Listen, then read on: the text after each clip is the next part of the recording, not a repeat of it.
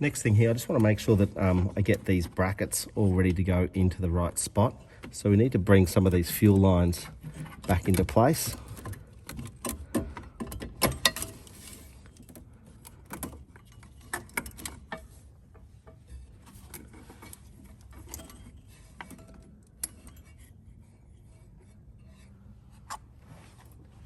Now how they sat here was this one clipped into a little hole in on the bracket down here.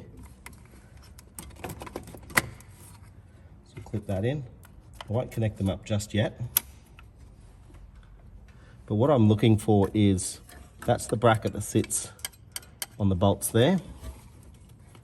And then we have another bracket that sits onto the bolt there. So now these pipes are in the right position and everything looks right here, I'm going to lock these down. This one has that little locking piece back in there. Just check that they're securely attached once you press them on.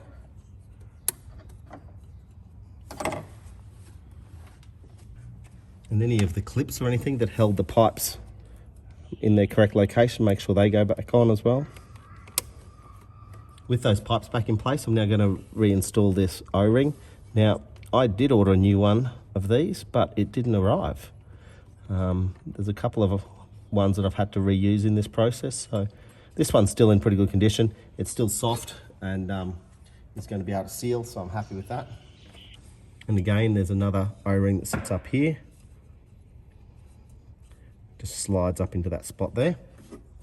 Now when we're putting this back in place, you can see that there's a couple of lugs here that help make sure that it's all lined up correctly. So keep an eye on those as you put it back together.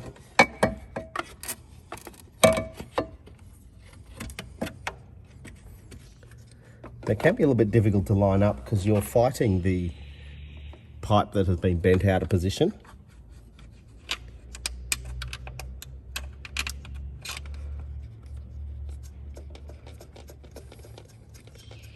Just going to quickly run one bolt in there and double check everything. I'm just checking that gasket hasn't slipped out, and I think it's all looking good, so we'll run those other bolts back in. Now that they've all been done finger tight, I'm just going to go and zip these all up. Remember, you're tightening plastic onto plastic, so it doesn't need to be super tight. And obviously the ones in the front as well. So once they've been done up, you're ready to put this bracket now into place.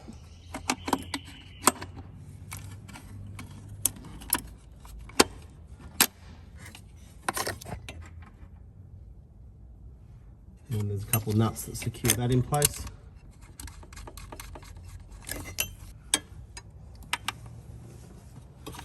We'll just zip those nuts up just to secure everything.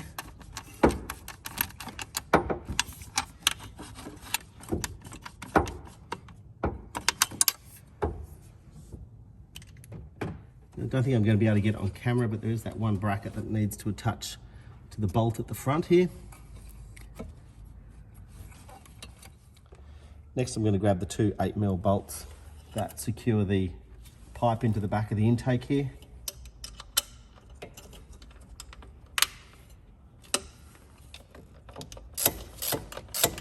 So I'm just doing both bolts at the same time, a little bit on each, just so it tightens up evenly.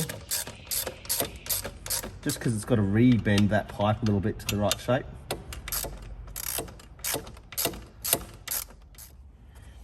And I've also got a 10mm bolt that just runs up from this bracket. Now this bracket does have a little bit of wiggle room on it, so you can wiggle it a little bit till you get it all lined up. And it does sort of screw in up on a bit of an angle.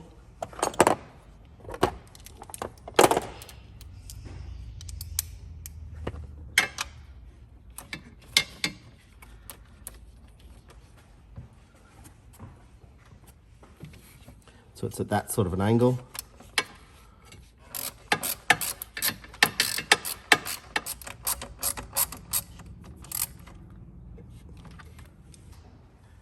Now I'm just going to put the O-ring seal in here. again, I wasn't provided with a new one of these, so it's a little bit disappointing. So if you really want to have new gaskets, make sure you get these ones as well. But this one's in surprisingly good condition, and so was the other bigger brown one that we used before. So I feel okay to get away with them. Just making sure that it's sitting in nice and tight. Now we can sit the throttle body back in place. Now if you remember, it's sat in that sort of a location, so what I'm going to do is just put these bolts through. Grab the wiring for this. And we'll plug it in now because it gets a bit tight later on. I'll put it in that little clip.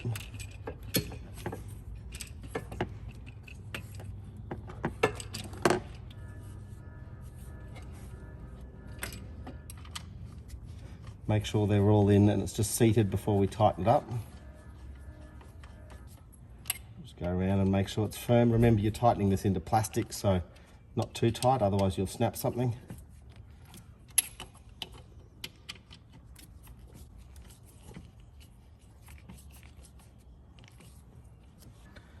On the top here we have the pressure sensor. Make sure that seal is not split or damaged in any way. Just sit that back in. And the screw to locate it.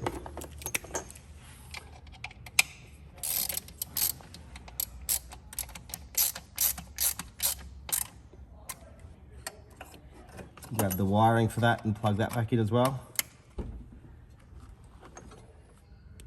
Now I forgot to do it earlier. Obviously need to plug the EGR motor back in.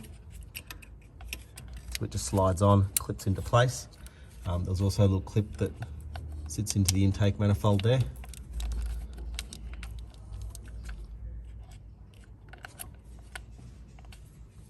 Now I want to take this time just to make sure that all the pipes are sitting in the correct location. Any of the clips, clamps, brackets, etc., are all how they should be. Fairly happy with how everything's looking. So just put this intake pipe back into place.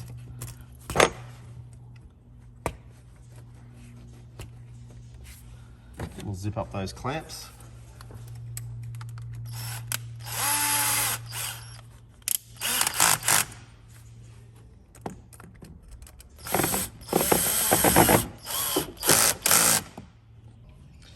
Now, I don't think I showed this on camera earlier, which is something I really should have done.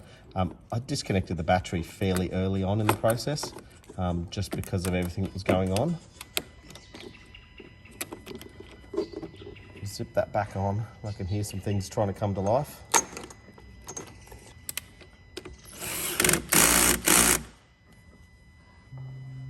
Now I had the key in the ignition when I reconnected the battery, so that's probably why it all started whirring. So what I want to do now is I want to turn the ignition on and just prime up the fuel system.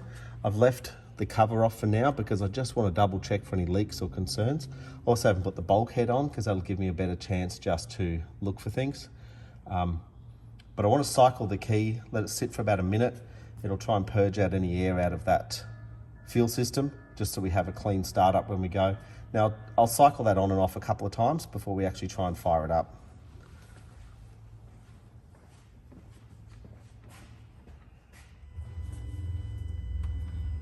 I can hear a little bit of movement in the fuel system and a few of the fuel lines, so that's a good thing. But I am just kind of spotting for any leaks as well.